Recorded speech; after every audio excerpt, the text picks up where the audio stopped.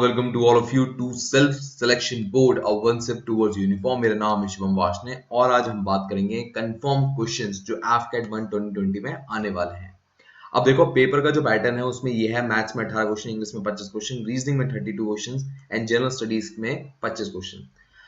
Correct question के लिए 3 marks, wrong question के लिए 1 मार्क्स। ये बात आपको क्लियर हो गई होगी। बट इसमें जो हम कंफर्म क्वेश्चन के बारे में बात कर सकते हैं वो इंग्लिश को छोड़ के हम बाकी 3 सब्जेक्ट्स के बारे में बात कर सकते हैं, वो है maths, reasoning and general studies.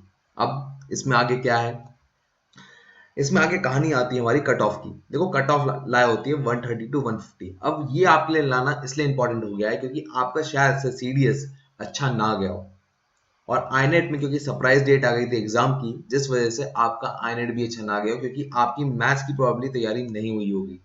तो अब खाली जो गेम बचता है वो है एफकेट का। अब एफकेट के अंदर हम पहले जो बात करेंगे वो हम रीजनिंग के बारे में बात करेंगे। रीजनिंग में आते हैं 32 क्वेश्चन। अब ये 32 क्वेश्चन बहुत ज्यादा है। देखो मैथ्स में 18 क्वेश्चन है सिर्फ, इंग्लिश में 25, जनरल स्टडीज में 25। रीजनिंग एक ऐसा टॉपिक है जहां पर आपको रटना नहीं पड़ता, तो मतलब पेपर का 1/4 से ज्यादा पोर्शन खाली रीजनिंग ही कवर कर लेगी। अब जरा बढ़ते हैं रीजनिंग की तरफ। रीजनिंग में 6 टॉपिक में से अगर मैं 3 टॉपिक काट दूं, analogy, odd one out and odd figure series, तो आपका काम बन गया है। अब ये आपको 3 टॉपिक करने, कहां से करने थोड़ी देर में बात करेंगे, बट याद रखना dot figure, picture completion in Venn diagram is most important.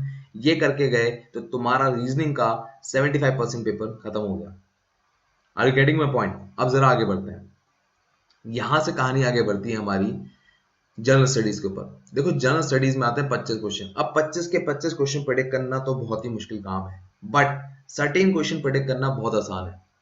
मैं 6 क्वेश्चन तो प्रेडिक्ट आराम से कर पाता हूं कि क्या होंगे, बट इससे भी ज्यादा क्वेश्चन प्रेडिक्ट करे जा सकते हैं अगर आप एफकेट के पास ईयर पेपर कर लो। Are you getting my point? अब इसमें अगर हम आगे बढ़े तो कहानी बढ़ती है हमारी करंट अफेयर पे। करंट अफेयर में ये 4 टॉपिक हैं। ये 4 टॉपिक कहां से करने, एक तो मैंने आपको बताया था इंडिया बिक्स, बट वहां से 75 क्वेश्चंस करना शायद थोड़ा मुश्किल हो रहा होगा, तो उसके लिए मैं एक अल्टरनेटिव लेकर आया हूँ। और यहाँ पर पास्ट ईयर पेपर कैसे करने हैं इसके बारे में बात करेंगे। यहाँ तक आपको 2 बातें क्लियर हो गई होंगी, एक रीजनिंग की और दूसरी जनरल स्टडीज की कि उसमें करना क्या है। अब हम बात करते हैं आखिरी, वो है मैथ्स। अब मैथ्स में क्या है, ये 7 टॉपिक हैं। अब ये 7 टॉपिक में ऐसा कुछ नहीं है कि ये इंपॉर्टेंट है और ये इंपॉर्टेंट नहीं है, सारे ही टॉपिक इंपॉर्टेंट है। बट इसमें एक ट्रिक ये है कि अगर आप एफकेट के पास्ट ईयर पेपर कर लो तो आपका काम बन जाएगा। अब सारे एफकेट के पेपर आप नहीं कर सकते हैं और इसके लिए इतना टाइम भी नहीं है। तो अब कहानी में सीन क्या आता है, नाम आता है इनका साहिल कुमार का। अब साहिल कुमार ने एफकेट कई बार निकाला है और रिसेंटली जो एफकेट निकाला है वो 200 मार्क्स से प्लस के साथ निकाला है। अब एफकेट के लिए इन्होंने क्या करा है, क्रैश कोर्स निकाला है 10 दिन का, और इसमें इस बात का ध्यान रख रहे हैं कि जो इंपॉर्टेंट क्वेश्चंस हैं और जो पास्ट ईयर हैं वो कवर हो जाए, और रीजनिंग के जो मैंने आपको इंपॉर्टेंट टॉपिक्स बताए वो सब कवर हो जाए।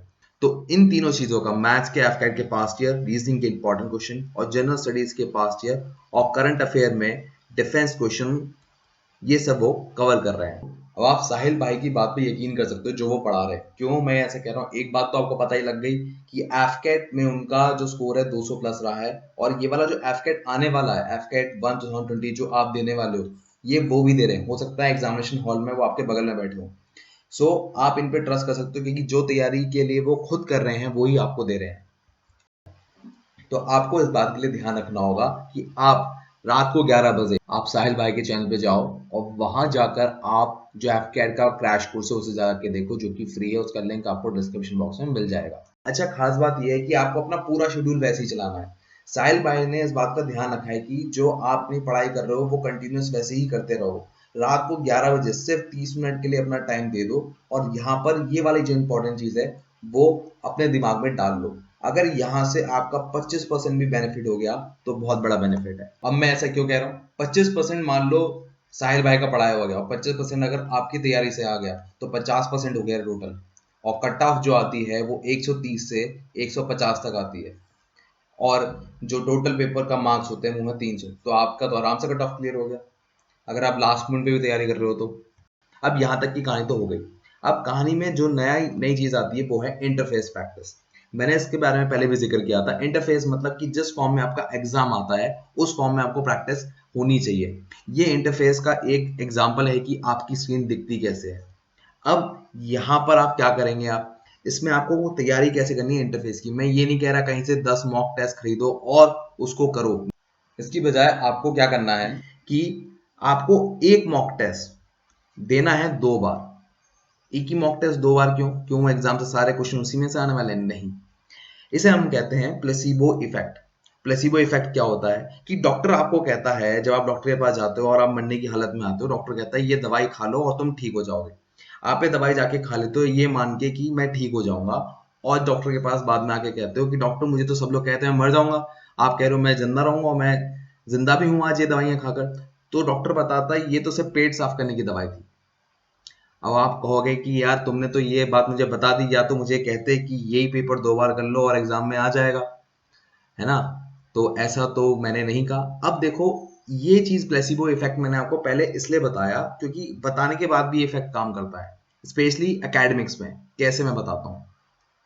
देखो, होता क्या है कि आपके साथ अभी प्रॉब्लम ये आ रही है कि आपको ये बिलीव नहीं है अपने ऊपर कि मैं एफकेट निकाल लूंगा, करेक्ट? तो जब मैं आपको ये इंटरफेस पे दे रहा हूँ एग्जाम देने के लिए कि आप ये एग्जाम दो, तो जब आपका स्कोर 170 से लेके 200 तक आएगा तो आपका मोरल हाई हो जाएगा। क्यों? क्योंकि मैं आपको कह रहा हूं कि एक ही पेपर सेम 2 बार दो विद इन टाइम लिमिट के अंदर, कि जो टाइम ड्यूरेशन 2 घंटे का आपका बैठ रहा है उसी में दो। ठीक है?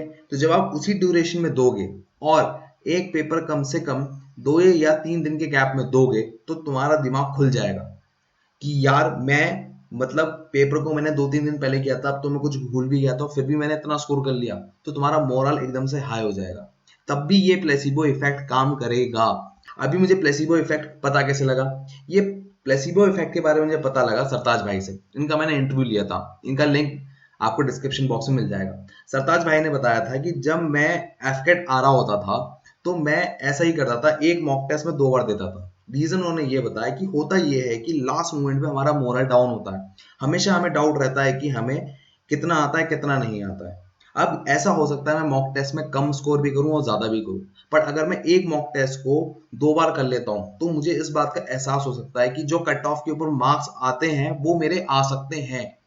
तो उसी कॉन्फिडेंस से फिर मेरी आगे की तैयारी होती है। तो यही कॉन्फिडेंस आपको मोरल बूस्ट करना है। अब आपको इस फॉर्मेट की जो प्रैक्टिस है वो करनी है डिफेंस मीडिया की ऐप से। अब यहाँ पर फ्री मॉक टेस्ट का एक ऑप्शन आएगा, जब आप उसे इंस्टॉल कर लेंगे वहां पर आप क्लिक करना, तो आपको 2 बार एग्जाम देने का मौका मिलेगा, फ्री वाला ही। और ये आप एंड्रॉइड पे भी दे सकते हो, वेबसाइट भी दे सकते हो, बट एंड्रॉइड पर जब आप साइन इन कर लोगे, रजिस्टर कर लोगे, तभी आप वेबसाइट पे दे सकते हो। दोनों का लिंक आपको डिस्क्रिप्शन बॉक्स में मिल जाएगा। इनके 10 मॉक टेस्ट भी हैं और आप उन्हें अनलिमिटेड एक्सेस कर सकते हैं 150 में, और मेरे हिसाब से कोई बुराई नहीं है। अगर बिरयानी के दाम पे आपको अपनी ड्रीम जॉब मिल रही है तो आपको ये चीज करनी चाहिए। ये होता है वीडियो का एंड। मेरे लिए कोई मैसेज हो हैशटैग वाशिंग कमेंट बॉक्स में बताओ, या इंस्टाग्राम में डायरेक्ट डीएम करो। मैं लेता हूँ आपसे विदा। जय हिंद, टेक केयर, बाय बाय। मैं उनको रोज सोचता हूँ, मैं उनको रोज सोचता हूँ।